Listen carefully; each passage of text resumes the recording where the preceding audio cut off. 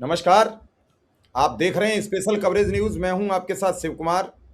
मेरे साथ हैं संतोष पाठक जी। संतोष जी का बहुत बहुत स्वागत, बहुत बहुत अभिनंदन।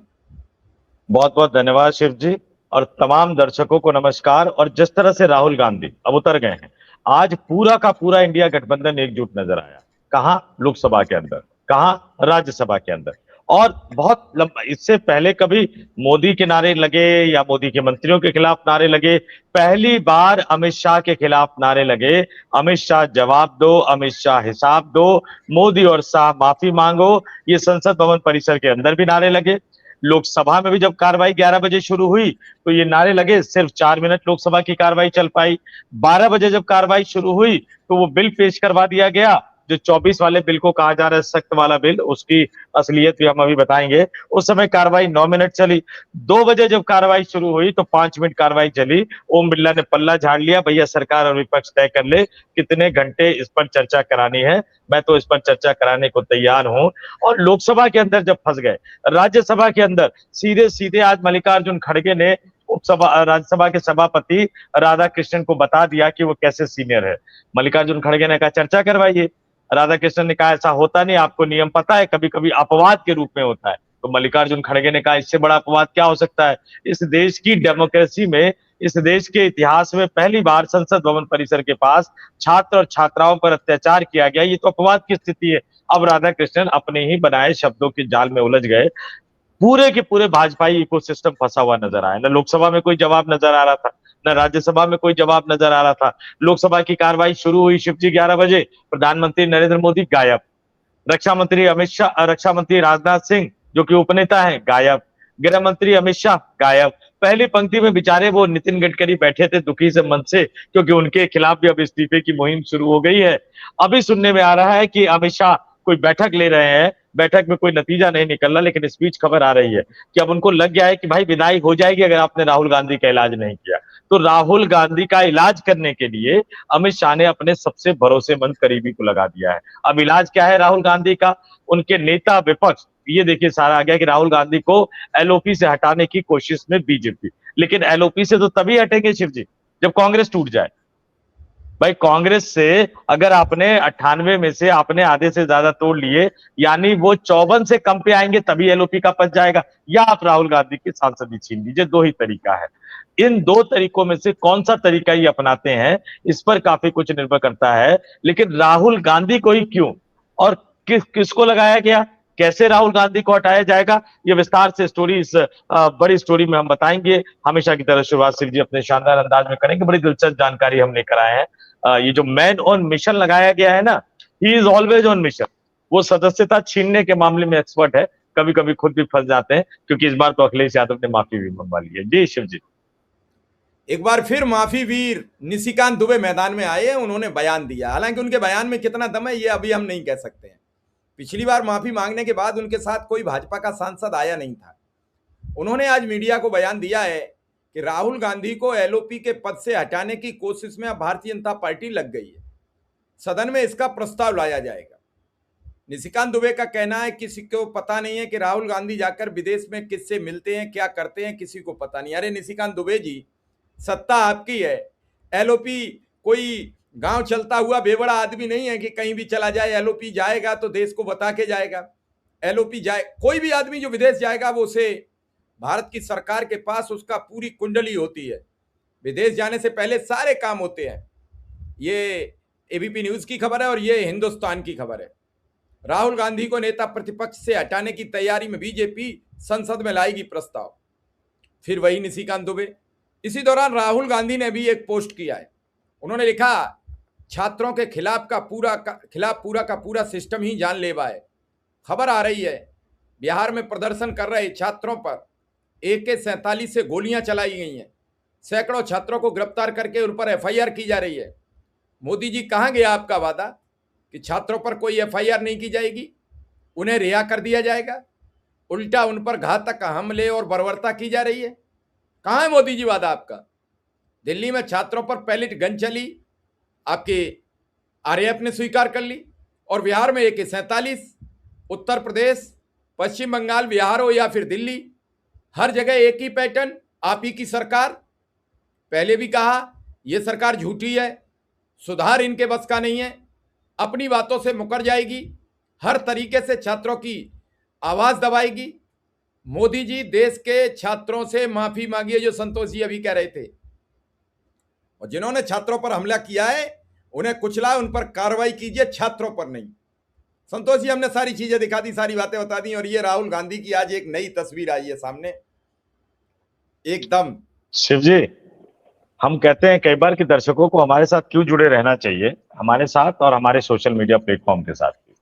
सबसे पहले हमने बताया था कि 20 जुलाई को इस्तीफा दे दिया था, अब तमाम चैनल चला रहे हैं, बड़े बड़े चैनल, बड़े बड़े अखबार उसी पे चला रहे हैं, जबकि उन्हीं चैनलों के रिपोर्टर ये कह रहे थे और उनके संपादक ये कह रहे थे कि नहीं नहीं नहीं नहीं, नहीं मोदी ने कह दिया कोई इस्तीफा नहीं होगा। संपादक कह के संपादक के पद का अपमान मत कीजिए, उन्हें चंपादक बोलिए। हाँ, ये मुझसे गलती हो गई, मैं स को हटा के च लगा देता हूं। तो वो चंपादक भी कह रहे थे। मैंने जिस दिन ये समझौता हुआ, जिस दिन कॉकरोच जनता पार्टी के नेताओं ने जेपी नड्डा के साथ प्रेस कॉन्फ्रेंस की थी, सोशल मीडिया पर कोई भी जाकर देख सकता है, मैंने उस पर लिखा था, भरोसा मत करना भैया नड्डा पे, भरोसा मत करना सरकार पे, इंश्योर हो जाना, सारी शर्तें मनवा लेना, तब उठना। अब ये उठ गए तो क्या करे।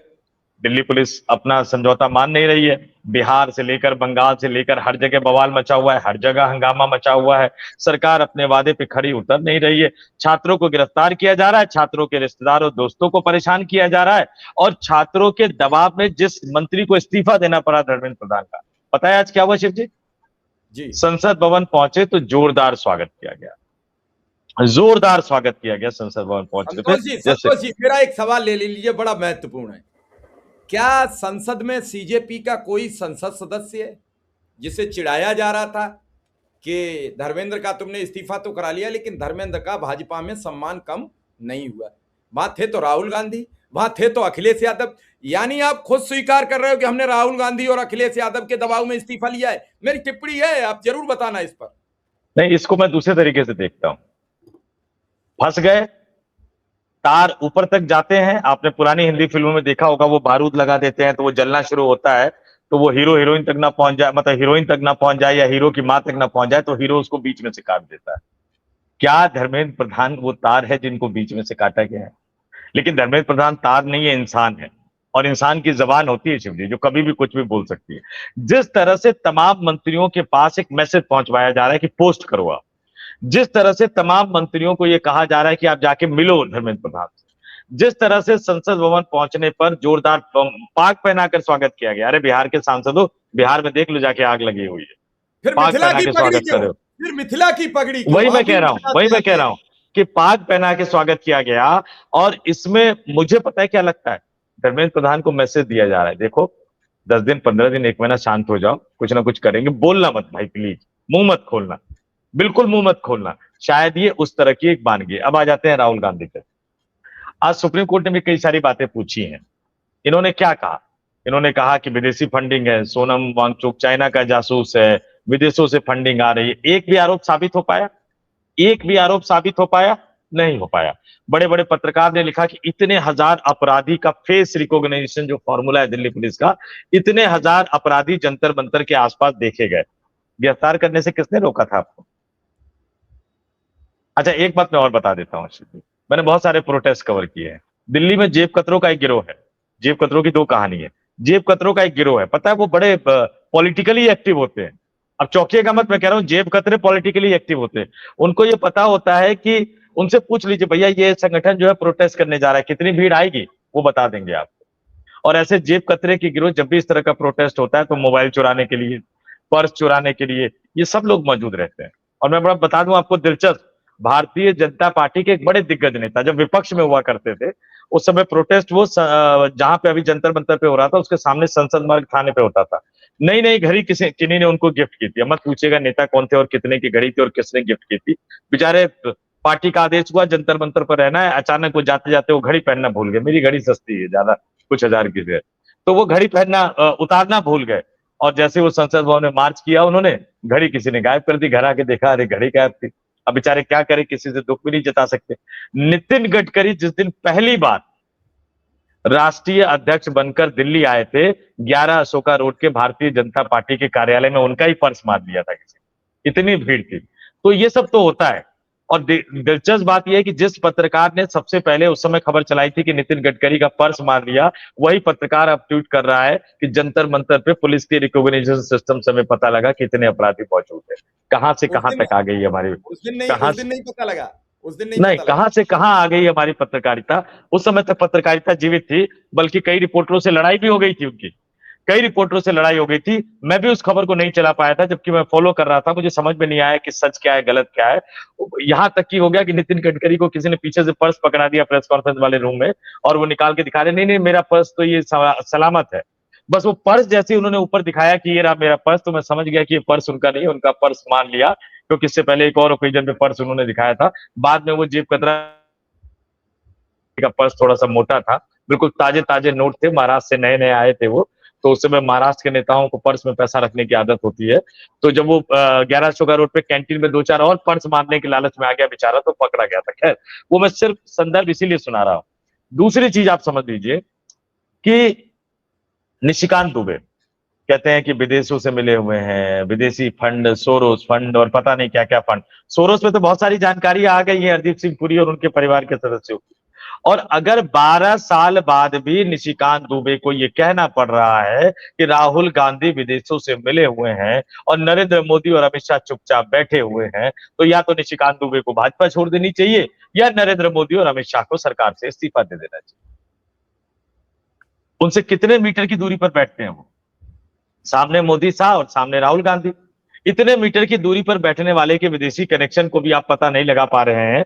देश की सुरक्षा के साथ इतना बड़ा खिलवाड़ तो बने रहने का हक है या नहीं? और ये नेता विपक्ष छीनने का मामला ही नहीं है शिव जी। क्या करेंगे, कैसे बढ़ेंगे निशिकांत दुबे? विदेशी कनेक्शन, विदेशों से पैसा, विदेशी फंड, चीन से समझौता। अब चीन से समझौते की बात आप करोगे तो आपको यह भी तो बताना चाहिए कि चीन का प्रतिनिधिमंडल आपके भारतीय जनता पार्टी के राष्ट्रीय हेडक्वार्टर में क्या करने गया था आपके राष्ट्रीय अध्यक्ष से मिलने के लिए? क्या बात हुई आपके राष्ट्रीय अध्यक्ष से, कुछ बताओगे आप? तो आप क्या करोगे? हो सकता है कि शिकायत अगर वो करे, मुझे उम्मीद बहुत कम है कि करेंगे, अगर वो करे तो ये प्रिविलेज कमेटी को जाएगा, जहां कई सारे सबूत आएंगे। अब प्रिविलेज कमेटी या तो विदेश मंत्रालय से मांगेगा, या गृह मंत्रालय से मांगेगा, या फिर वो आप समझ लीजिए कि क्या बोलते हैं, सिक्योरिटी एजेंसी से मांगेगा, या वो इंटेलिजेंस ब्यूरो से मांगेगा, या रॉ से मांगेगा। वो किससे मांगेगा? इन्हीं लोगों से मांगेगा। अब विदेशी नागरिकता वाला तो यूपी की हाईकोर्ट मांगते मांगते थक गई गृह मंत्रालय से, गृह मंत्रालय को तो दिया नहीं गया। आप नेशनल हेराल्ड वाले मामले में जमानत पे हैं, एक एफआईआर खारिज होनी थी, उससे पहले आपने दूसरे से एफआईआर करवा दी। तो ये तमाम चीजें निकलकर सामने आ रही है। दरअसल इनका फोकस जो है, अब ये जानते हैं अब राहुल गांधी की सदस्यता ये नहीं छीन सकते हैं शिव जी। अब ये राहुल गांधी की सदस्यता नहीं छीन सकते हैं, और ना कांग्रेस पार्टी को आधा आधा तोड़ सकते हैं। हाँ, पंजाब और कई राज्यों के कुछ सांसद तोड़ सकते हैं ये, लेकिन तोड़ेंगे कैसे? 2/3 तो पूरा होगा नहीं। ये दरअसल राहुल गांधी को डराना चाहते हैं, और राहुल गांधी के बहाने इंडिया गठबंधन के बाकी नेताओं को प्रेशर में लेना चाहते हैं। लेकिन मैं एक बात कहूं, राहुल गांधी ने जिस दिन 7 लोक कल्याण मार्ग पर वो प्रोटेस्ट किया, और जिस दिन दिल्ली पुलिस ने घसीटा राहुल गांधी को, इस देश की एकता और अखंडता के लिए शहादत देने वाले 2 पूर्व प्रधानमंत्रियों के परिवार से जुड़े व्यक्ति को घसीटा, देश के 3 पूर्व प्रधानमंत्रियों के परिवार से जुड़े व्यक्ति को घसीटा, उस दिन के बाद से यह तय हो गया कि अब राहुल गांधी की सदस्यता तो ये नहीं छीन पाएंगे। हो सकता है अमित शाह इस्तीफा दे दे, राजनाथ सिंह दे दे, गडकरी दे दे, मोदी भी विदा हो जाए, राहुल गांधी की सांसदी तो ये नहीं छीन पाएंगे शिव जी, ये मानकर चल लीजिए आप। संतोष जी, सांसद ही नहीं जाएगी तो नेता प्रतिपक्ष नहीं जाएगा।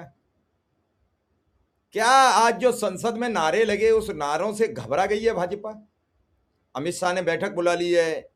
आज लोकसभा अध्यक्ष का चेहरा भी बड़ा उतरा उतरा था, वो कुछ कह नहीं पा रहे थे, और वो समझ भी नहीं पा रहे थे कि हम करें क्या। और ऐसे में उनके सामने एक प्रबल समस्या बनकर खड़ी हो गई थी। वो चाह रहे थे कि कैसे निपटाएं इसे, कैसे करें, कैसे सदन चल पाए, जिम्मेदारी बन गई है। लेकिन सदन नहीं चला। यह नाम भी रखा कि हम आज पेपर लीक को लेकर एक अध्यादेश लाना चाहते हैं, ताकि विपक्ष पर दबाव बन जाए। और हम तो उस अध्यादेश की बात बताता हूं।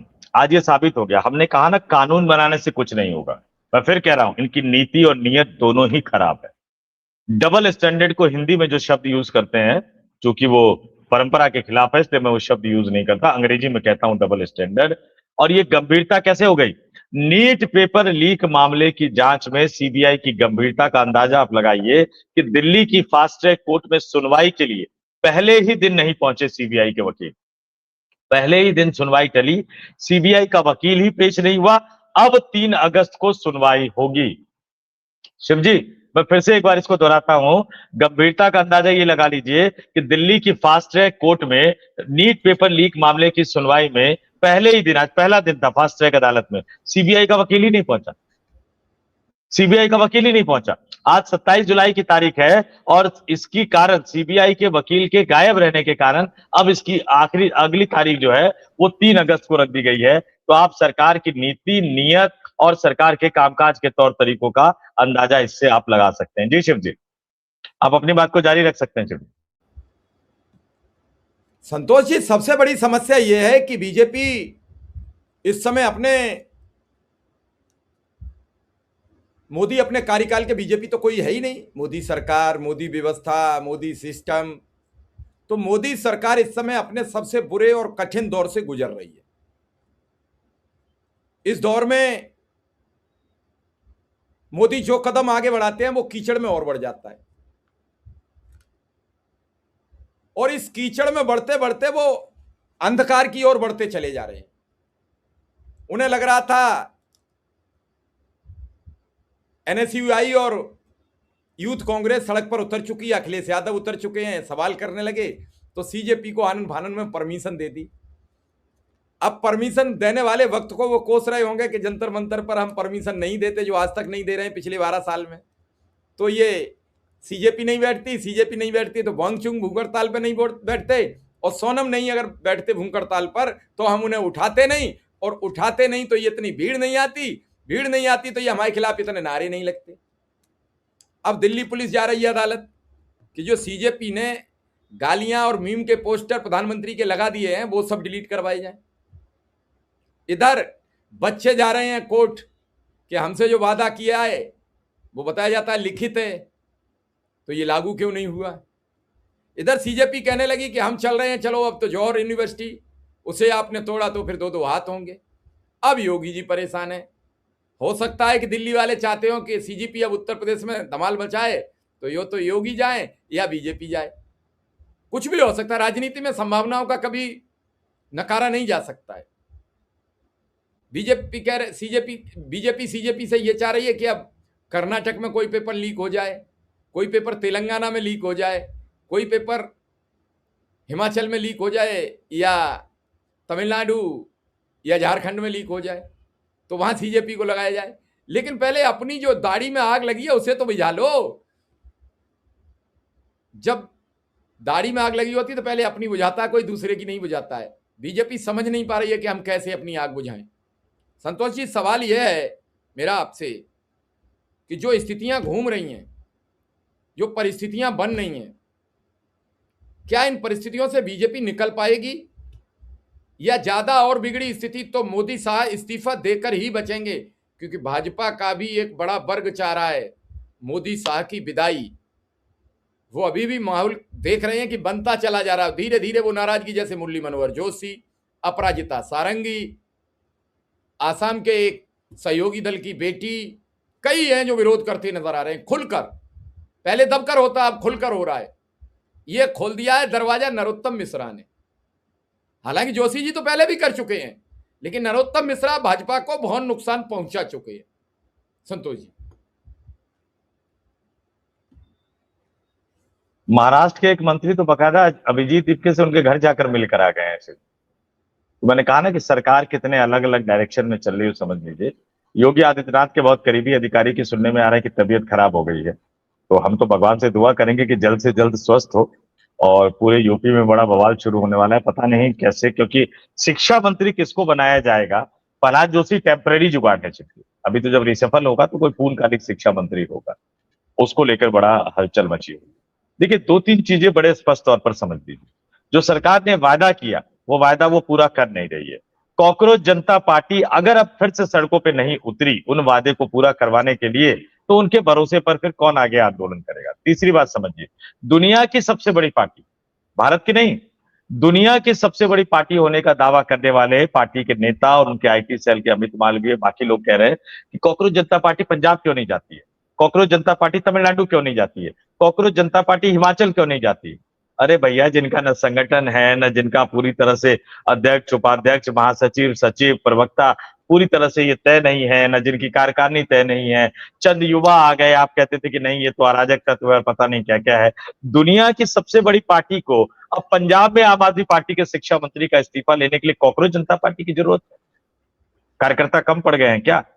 आपने तो भाजपा को भी तोड़ लिया, अकाली दल को भी तोड़ लिया। जाइए बैठिए चंडीगढ़ पे।